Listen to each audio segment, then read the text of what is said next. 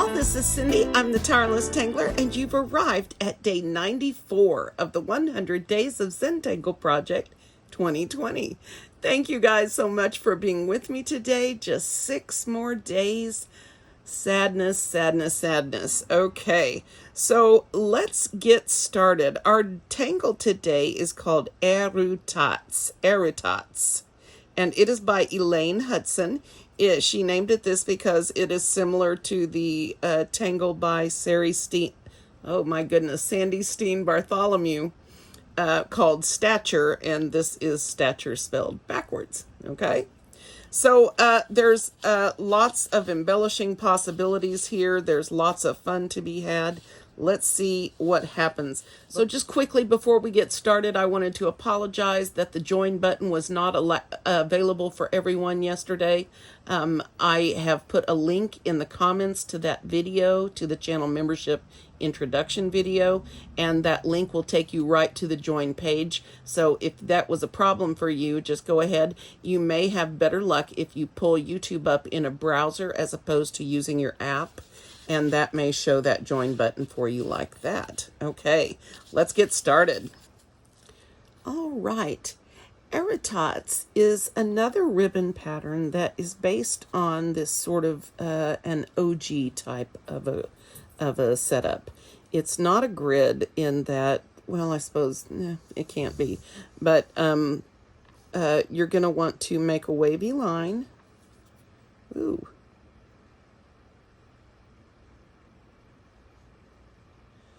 Perhaps not that wavy. Let's find out.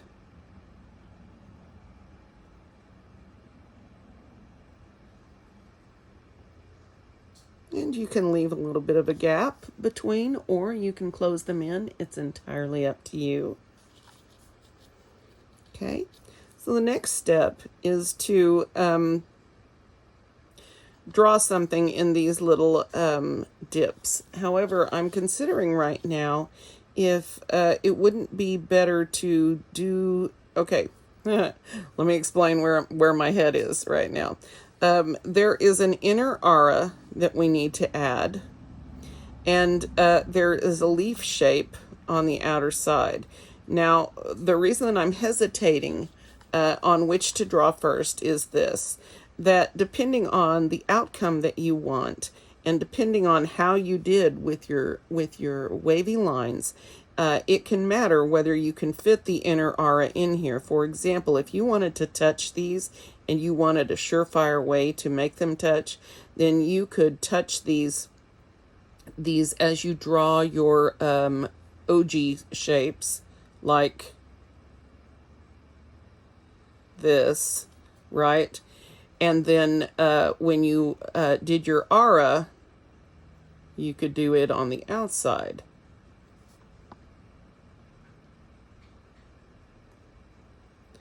So I guess what I'm saying is it's possible to adjust somewhat how you do the auras, but depending on how you decide to do these auras, you may or may not be able to do this next step first. So the last thing you need are these little Flexi petally shapes.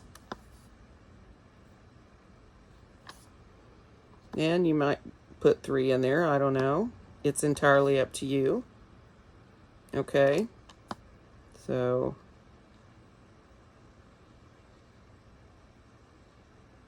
whoops. That was interesting. Okay, but something like this.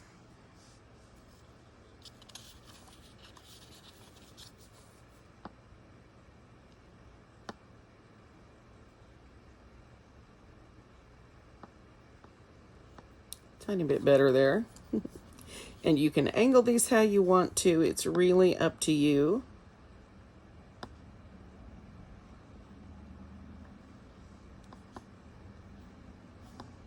Yeah. Okay. Now, as far as this is the entire pattern, and it doesn't seem like very much, although it's kind of pretty. Where the fun comes in on this is embellishing, and as we've seen a lot this last 100 days, embellishing makes a huge difference. So there are several versions of this that you can do. She's got several variations on Tangle Patterns, and one of the fills, I think, for the inside on that were in the step out variation. One of the fills for that was in the step out art was sort of a little hatched, and I'm putting a sparkle in mine. You don't have to. Something like this.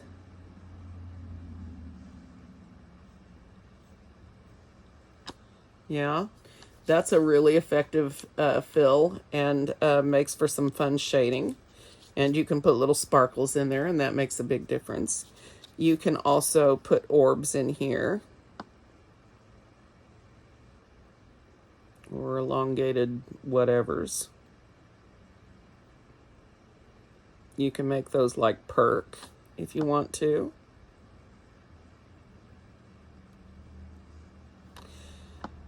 Something else occurs that you could do that. Did we ever decide whether this was ripped screen or torn screen? What the name of this pattern is?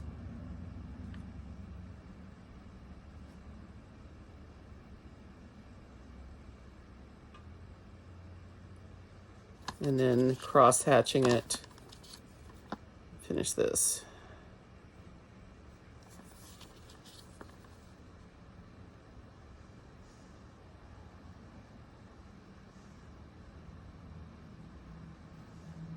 I don't know how you do that. Don't make me. Don't make me. So here are just a few ideas for you on this. Let me show you my favorite variation real quickly, and then we'll get to the tile.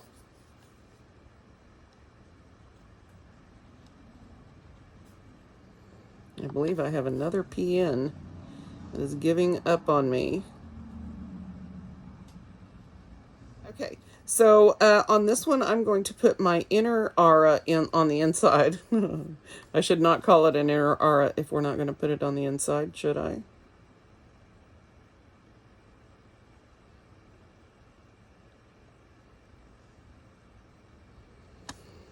All right.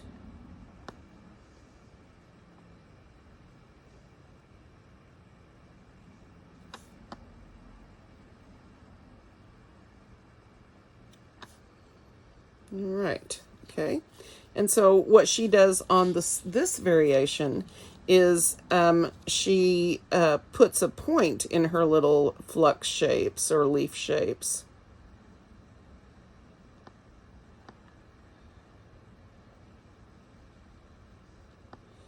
Something like this, and puts a little orb in there. Okay, let's do a couple more.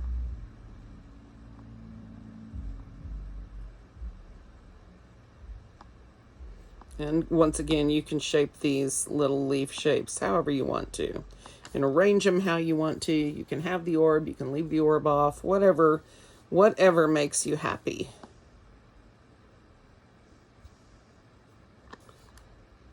Okay.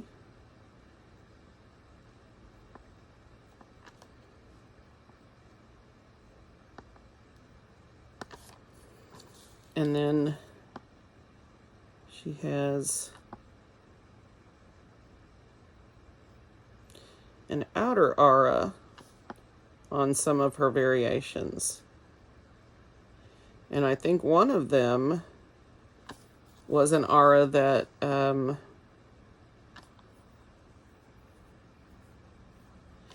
she had one version with multiple auras over the top, and then she did like an orb fill or something like that in between them. So there's tons of possibilities, and I think she and her example had orbs here in the center, but that wouldn't necessarily have to be. And you could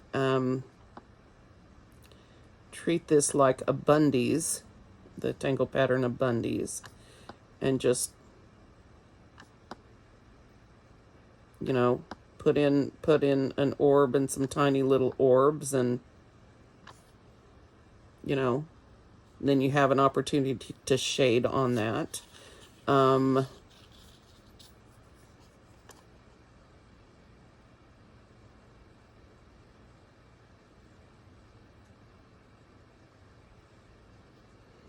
so you can dispense with the orb if that's what you want to do. I love this version. I think this would be a great version for like the holiday theme, or like Thanksgiving or harvest types of a thing. I think these would go pretty with that.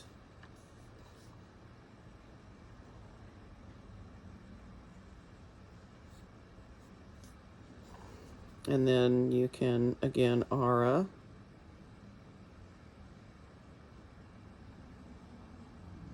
Hopefully my knuckle's not in the way like it was the other day. Whoops. All right. So you get the general idea. This can be a really fun, happy embellishing opportunity. We could even make a big one and have a gem opportunity here and put some little colored pencil gems, or we could do an ink tints gem. I don't know if I have another 3.5 hour video in me right now, but it's something to think about. Or you could put one elongated orb in the middle and just put aura lines around it to fill that space out. So it really depends on how you set up your wavy lines to begin with, what types of things you can put in the center. And these dips are just like my pattern Marito or the Cadibra pattern that we did back in the beginning. These dips are perfect for putting in other embellishments, like henna drum would fit in perfectly here. You could put a little orb along the side and aura that. I mean, the sky is the limit on embellishing this. So let's get the tile out and see what happens today.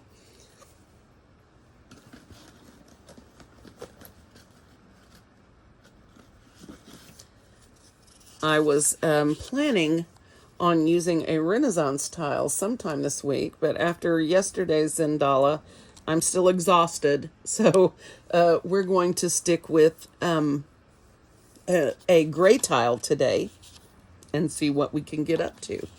That does not preclude me from doing some gems in here, which I'm kind of pumped up about that example I just drew. So let's get started on this. So what to do today? So I think I'm going to do my standard ribbon positioning here and work across the diagonal so I get a little bit more room. And so let me see if I can draw in a wavy line that's decent. And you may like to draw yours straight across like this, and that may be something comfortable for you.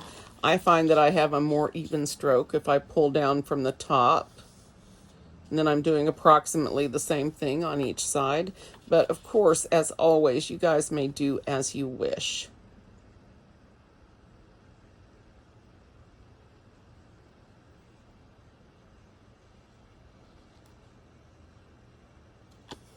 And I am intentionally making this a little large.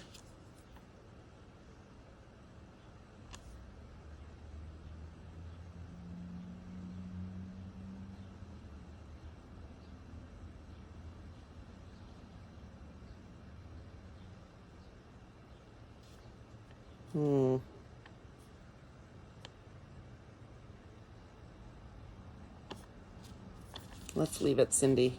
Let's leave it. All right. I am going to put my... I think I'm going to put my auras on the outside. I'm going to slow down and take my time. I don't know if that's going to help me, but I hope so.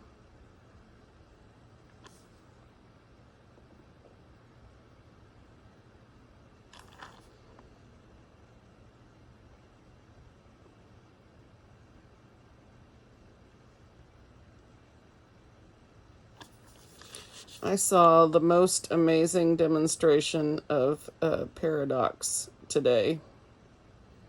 I was watching a YouTube channel and they called it spiral art. And it was under the daily art therapy, and so that's a hashtag that I try to follow. And they didn't call it paradox because clearly that's not what it was to them. But it's a it was definitely paradox, and she had a dragonfly piece that she drew in, and then she did the paradox around that.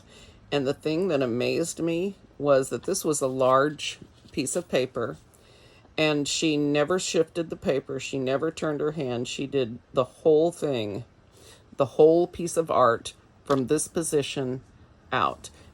And she drew them in one continuous line. And her lines were consistent. I was amazed at that. Amazed. So, yeah. I'll try to put a link there if you guys are curious about that. Okay. So I have decided to put some gems in here because I can. And so I'm going to make an orb in the middle of these that's as large as I can get. Okay, so that I have some room to play around here.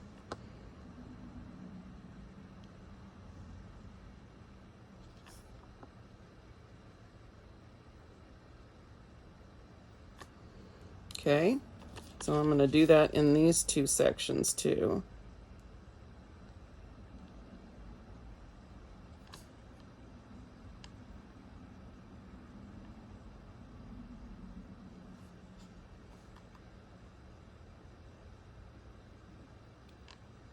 Okay, that wasn't great, but I don't think when I get done anybody will notice. As you guys have seen lately, the most amazingly ordinary things have become extraordinary in my hands lately. And it's not that my art is great or anything, but for me to start with the mess that I do and come out with what I do is sometimes, quite frankly, incredible to me. So good on me for that. All right, so now I'm going to do the little outer auras, except I think I would like to put a little orb right here in the center. And you may or may not have room for that.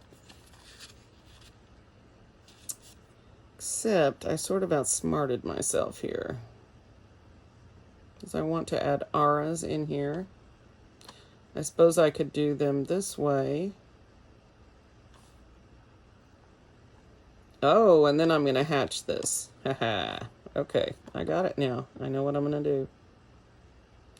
Sometimes that's 3/4 of the battle, is figuring out what you want to do.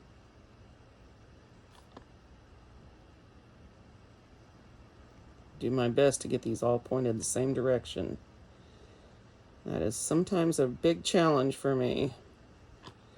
Oh yeah, I'm going to like that a lot. All right. Let's do this other side. Not nearly as nice. So we'll worry about the fill here in a minute.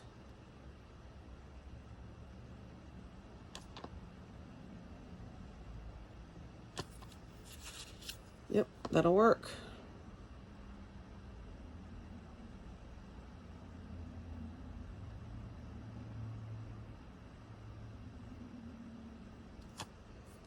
Just like that.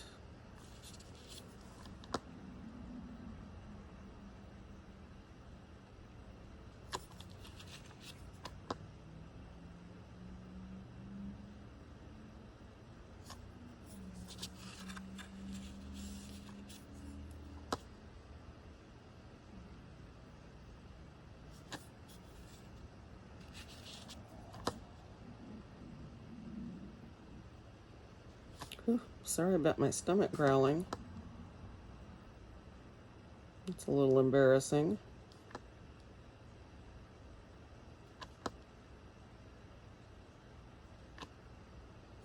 Okay.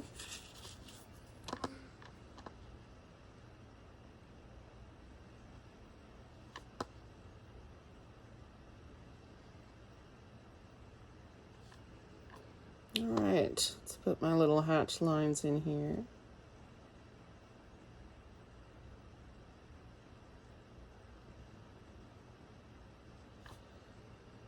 I just love hatching lines. I think they look so cool. That's just me. You may have a different opinion, and your opinion is just as valid as mine is.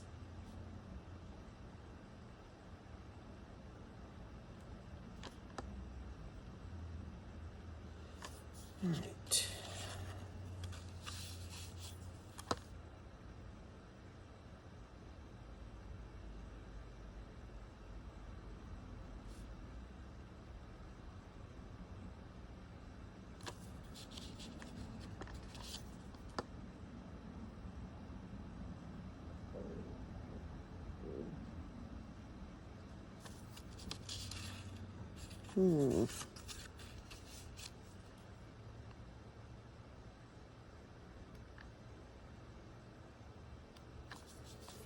So I'll put a partial element in there, and that should work.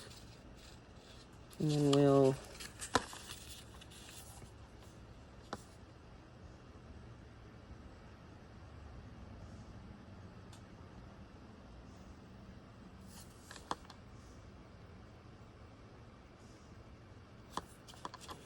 all right, now I think for these outer edges or the dips here, I want to put the pointy shaped leaves. So let's see what I end up with here. It's a little scary.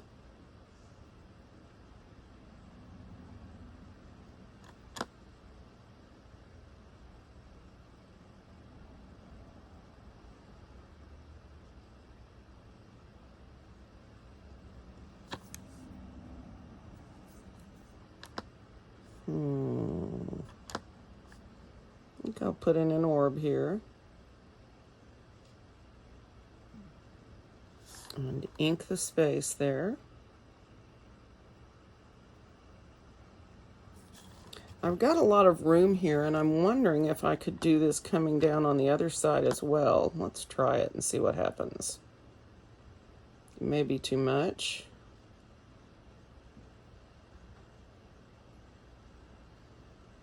And then again, maybe it won't be. Let's find out. Well, okay. I don't hate it. I don't love it, but I don't hate it. And I have a feeling that by the time I'm done, and I've highlighted everything, and oops.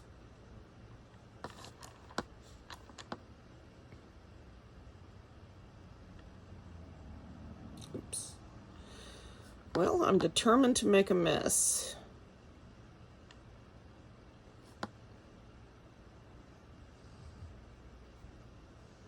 And I'll just hide a little orb down here in the middle. And you could draw the orb in first and work your petal shapes around there, or your leaf shapes around it. Either way is going to work, I think.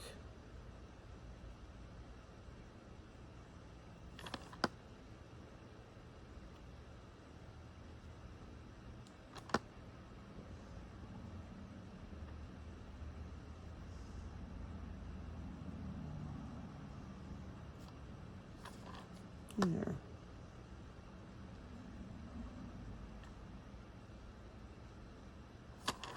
All right, let's add our aura in.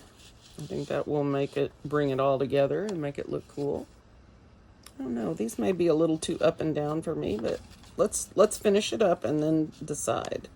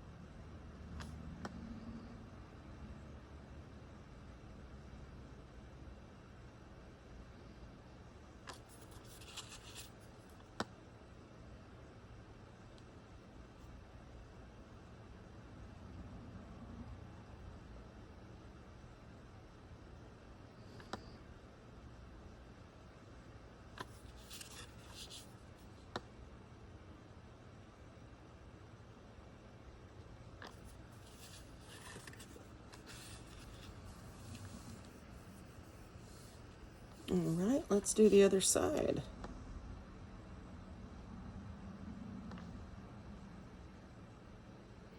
I may not have quite as much room here. I'm going to try to fit them in.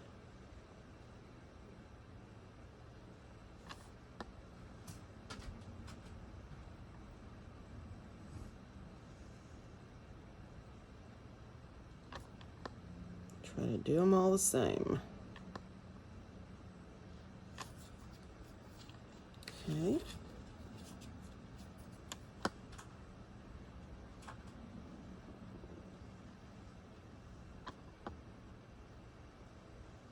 Oops. There'll be a tiny orb in there. Okay.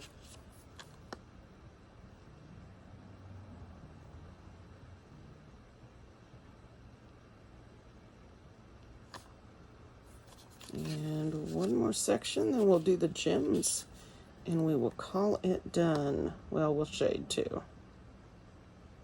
I needed a shorter video today. Yesterday's video was exhausting, but it turned out so nicely. I was so pleased with it.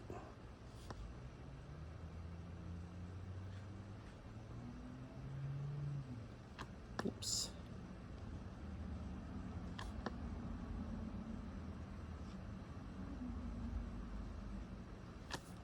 Okay, so let's get the aura on here and we will be finished with the line work.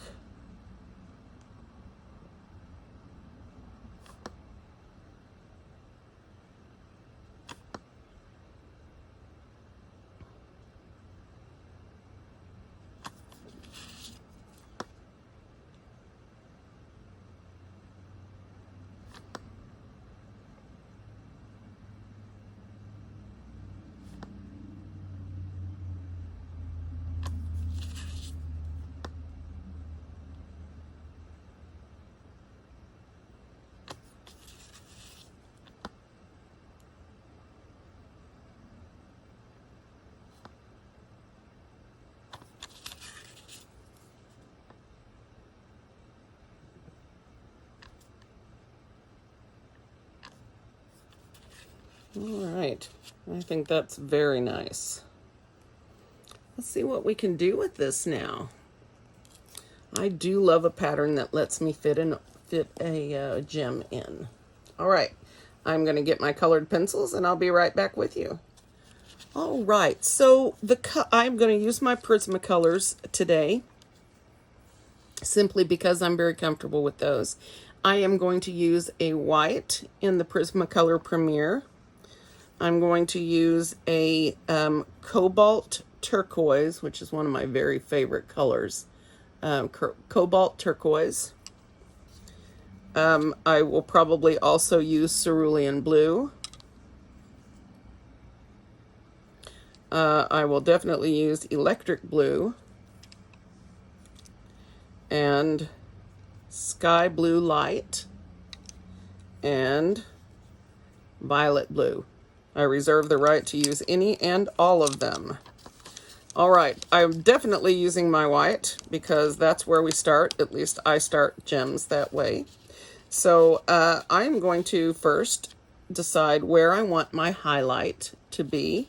And I'm going to put that where I usually put those, and that is in the upper right corner because I always shade on the left. And so I'm going to, and I think, luckily, since I'm working on a tan tile, or not a tan tile, Cindy, a gray tile today, you should be able to see my white Prismacolor lay down here. I'm definitely having some problems with English today. Okay, let's see if I can show you this. Oh, maybe you can see it. I'll keep working on it. I want to make it nice and thick, but don't press hard. Remember, we can darken this, but we can't lighten it.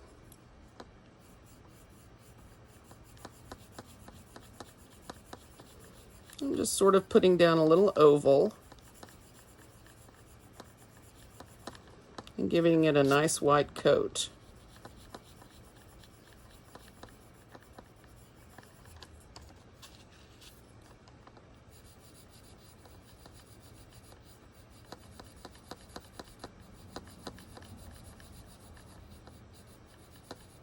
Take your time on this step. Make little circles with your white pencil.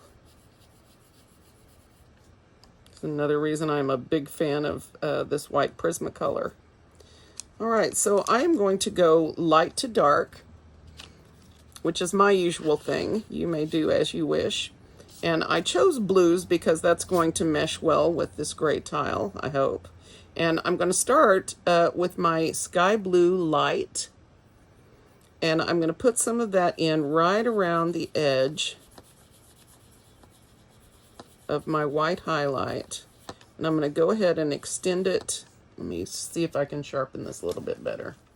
Use soft little round circles for this. And you don't want to put a whole thick layer on, because we're going to be adding a whole lot more.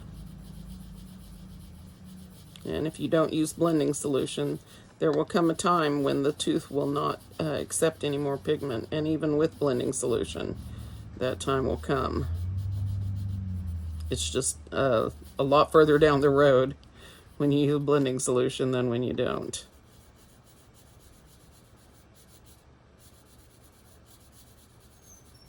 Okay. So basically our top third should be filled now with a white highlight and a light blue circle around that. Sort of a halo kind of a thing. Of course, it can't be a halo because I'm drawing it. Yeah, I know. Okay.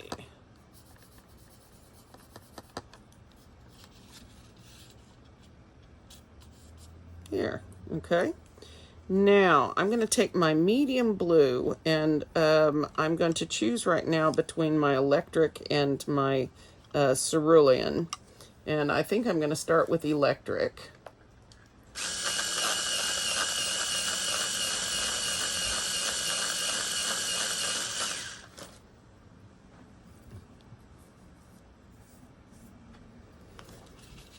And I'm going to, again, put this around the edges of the light blue. And I'm going to, again, use soft circles to apply this. I go really gently.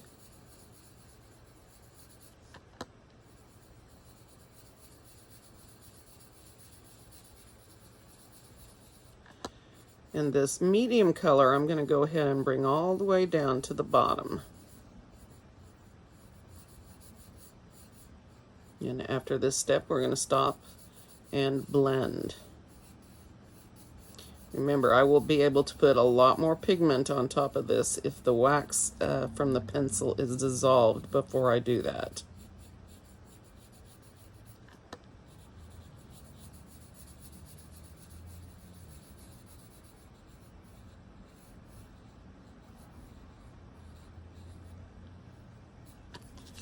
I'm also going to bring just a touch of the darker color up here around the back of the highlight.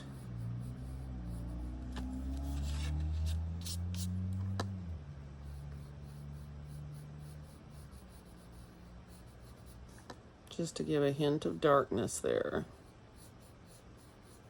And we will come through with our darker pencil here in a minute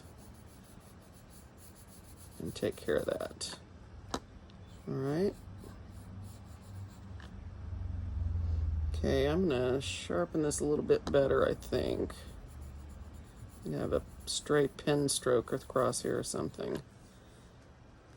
All right, so I'm gonna do the same thing on the other couple of areas here.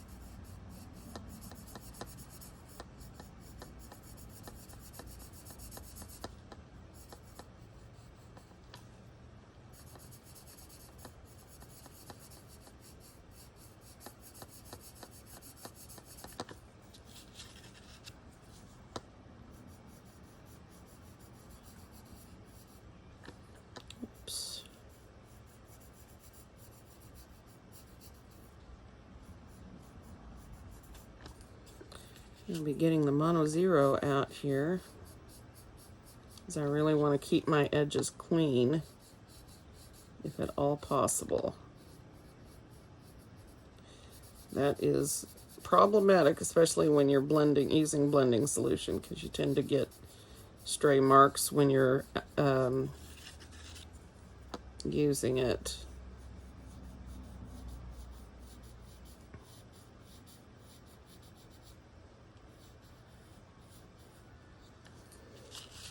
Okay.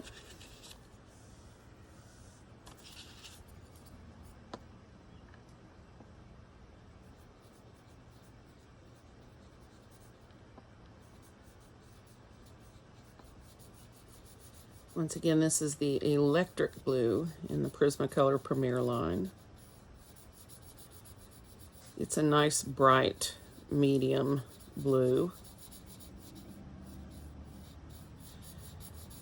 So many of the blue colors in there are muted or sea water type colors, and those are great. But for gems, I like to use things that are really light and bright and less muted. So I'm very aware of the pencils in the Prismacolor line that can get me that.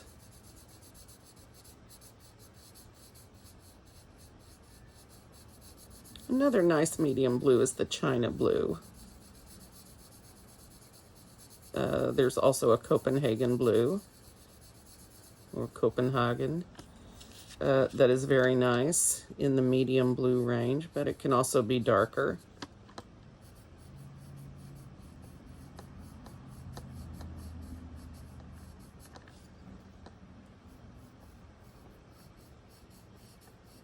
And try to get right up to the line, but don't cross it. Okay, now let me get down in here.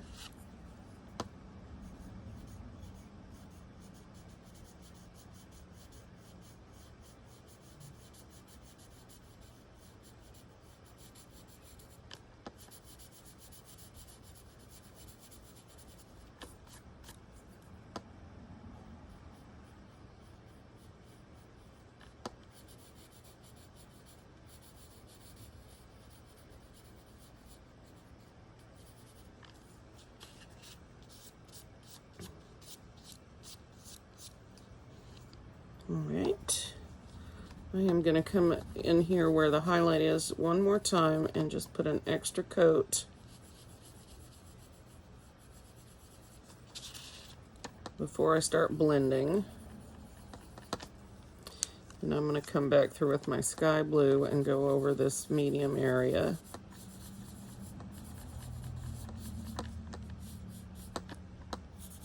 And you'll notice as we go on this, our highlighted section is going to get gradually smaller.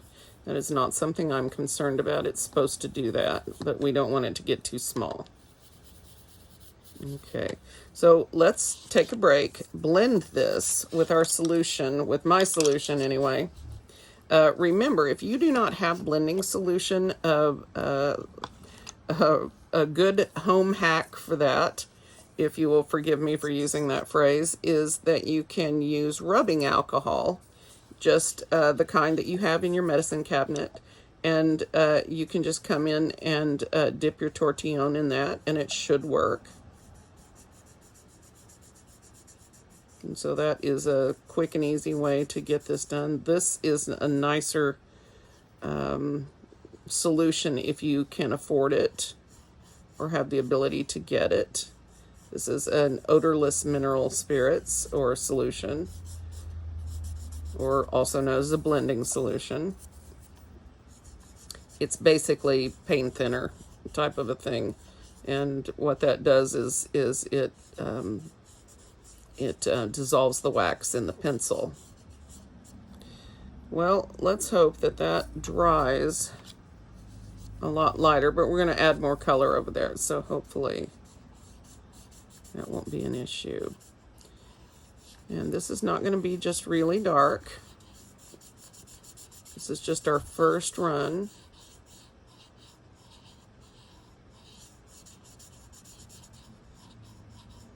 And we don't have to particularly do a great job at this because we're going to keep going with this. And I am focusing on using this on the light blue and medium blue areas and not on the white highlight. I'm not going to shade or dissolve that yet. That will be one of my very last steps, and that will have a very clean tortillon to work with when we do that. All right, now, okay, so we've got a decent palette now from which to work. So let's do the next layers. Okay, so now I'm going to take my cobalt turquoise, which is a gorgeous blue-green color. It's a very bluish turquoise. And I'm going to bring that in. I'm trying to decide how much difference I want to make. I like to bring in a color that is opposite or complementary to the color of gem that I'm using, just for a tiny bit of visual interest. And so I'm going to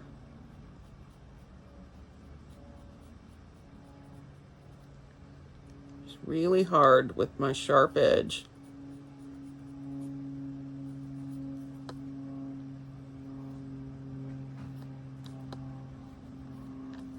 Okay, then I'm going to stroke on some color with it, just a little bit.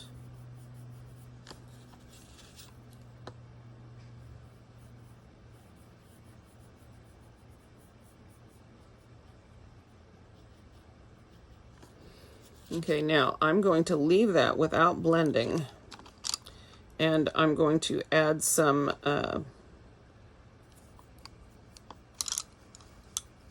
where's my other medium?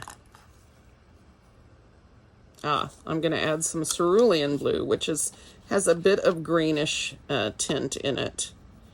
And I'm going to come down here and start at the bottom, where I'm going to want, or opposite the highlight, I should say, where I'm going to want my deepest color.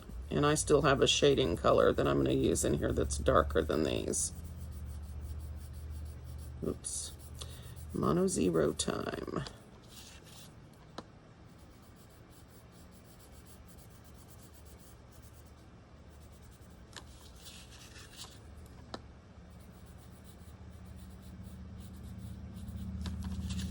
All right.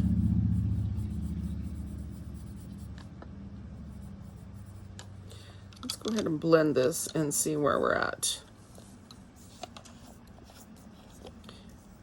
All right.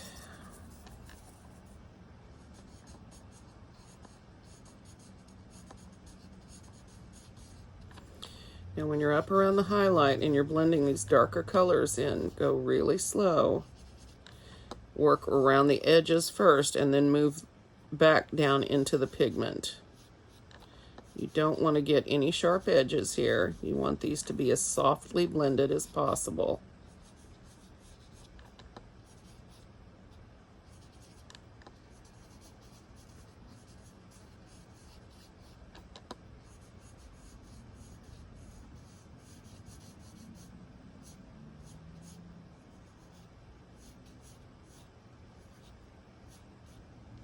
Wow, that's smooth.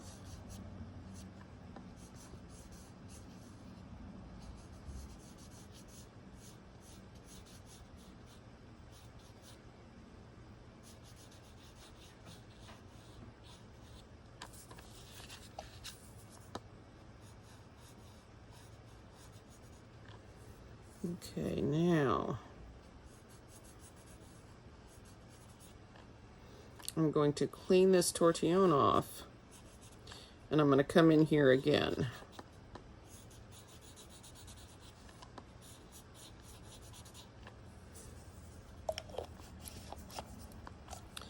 If you don't keep your tortillon clean during this process, you're going to get you're going to have a bit of a mess come. We don't want that. By the way, if I haven't mentioned it before, if you have trouble cleaning your emery board off your nail file here, you can use a damp wash rag or towel, or even a paper towel if it's just got a little bit of water on it, and that will pull most of that up. Just a little tip for you today. Okay, now that I have that clean, I'm going to dampen this again in blending solution. I'm going to start again at the highlight and push out again.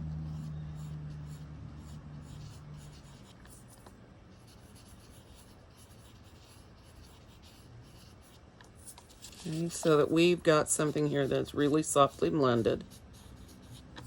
And I managed to get my pigment up pretty close in here, so before I get a lot of pigment on my tortillon, which I'm already getting, and if you want to keep some paper close by, you can just wipe it on there, and that will help remove some of the pigment on there.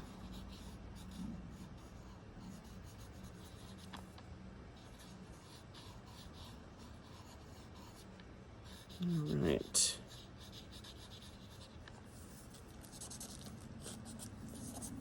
Okay.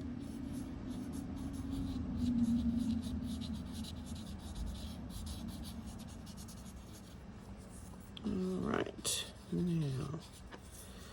Now I'm going to come back in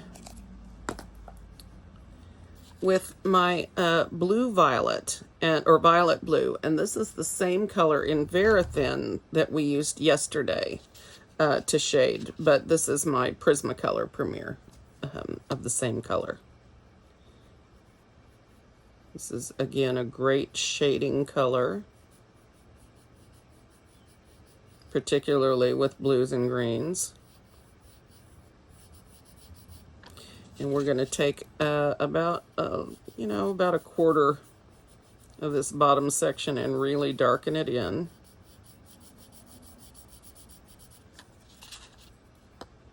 Just a sort of little crescent moon shape. Right across the bottom here. And we're going to take our tortillon, or whatever you're using to blend, and just carefully draw that up and blend out the line.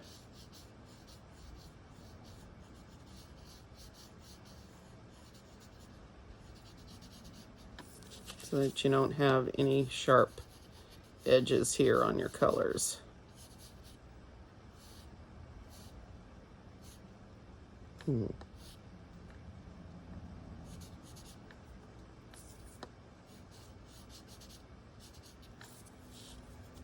Let's see here. At this point, you go back and forth with your colors. You see what works, you see what doesn't, and you just roll with it. Now, you sometimes don't get something you like. Sometimes you do.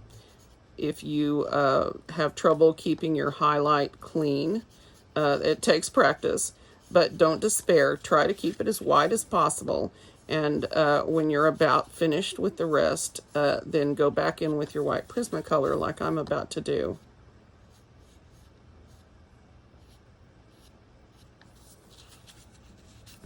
And that's going to help a lot. So let's see. Now remember, it's the white Prismacolor that gives you that glossy, I'm a gem look to these. Otherwise, it's just a circle with colored pencil in it, you know. Now this, I want to be really careful with. That's why it's a really good idea to have a dedicated tortillon for color.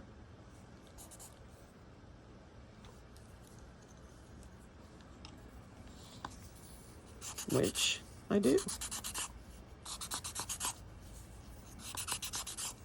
At one point, I had a tortillon for each color palette, but I ended up just using the same ones and cleaning them over and over, so I quit worrying about that a long time ago.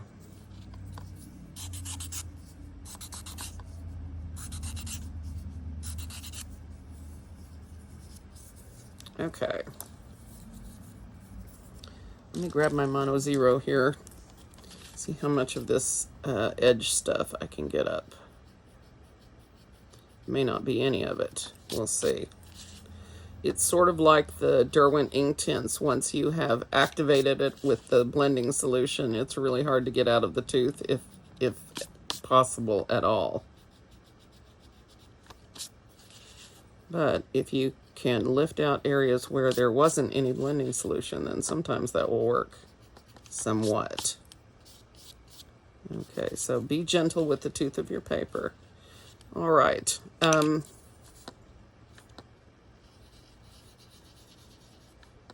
Once you go back over with your colored pencil, you're going to want to use a clean blending solution and tortillon. And just keep adding the white Prismacolor over until you get the look that you want. Now I'm going to be blending this more down here. And with gems, you keep adding and blending, which is why blending solution is so essential for gems. Gems need to be done in layers, and if you've got all that wax buildup, which is why a lot of people prefer polychromos, because they don't get that wax buildup as much. However, even polychromos have a saturation point beyond which you cannot reach. And yeah, so, okay. So one last go with my white here. And I'm going to go ahead and sort of push down a little bit more on this. We are going to give that finishing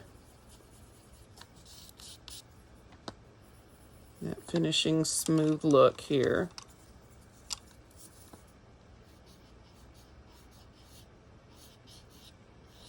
And just smooth it out. Just keep in mind, you need a clean tortillon up here at the top. And the very last step is to use a pristine spot and blend that top out. Okay. And that looks pretty good. The only other thing I might do here is go over my lines to sort of re-emphasize those and take care of some of that colored pencil bleed. But that is how I'm going to handle these. Now, for shading on this, let me find my black Verithin here.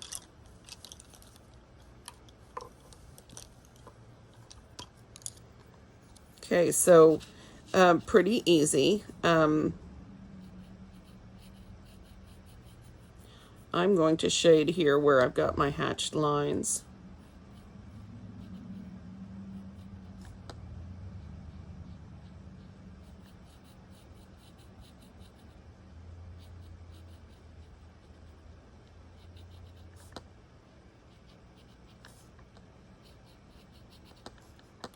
Also at the base of my little leaves. If they overlap a bit, you can shade behind those, like in this instance right here.